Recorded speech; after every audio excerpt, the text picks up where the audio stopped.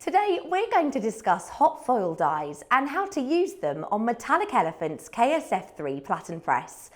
If you're in the UK, Metallic Elephant can take care of your hot foil die needs.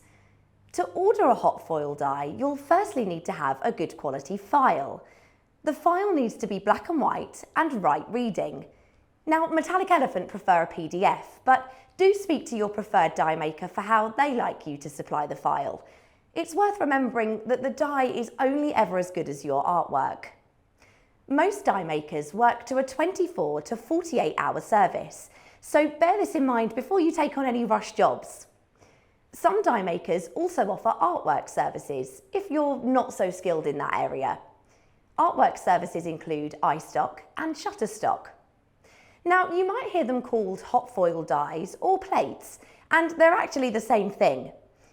They can be supplied in brass, magnesium and copper, but what you plan to print on, cost and personal preference will all determine your choice.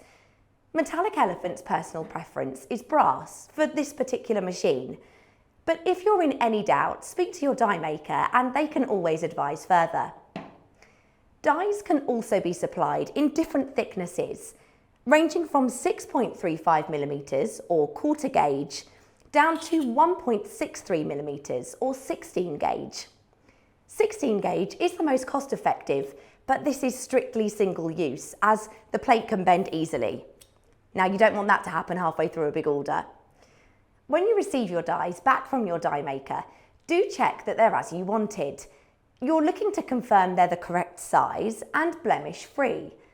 All die makers are human, so the last thing you want to do is spend time setting up the die, only for there to be a problem where you can't use it.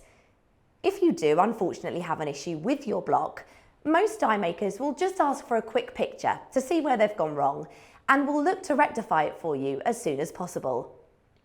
For more information on Metallic Elephant's products, check out the other videos or head to the website.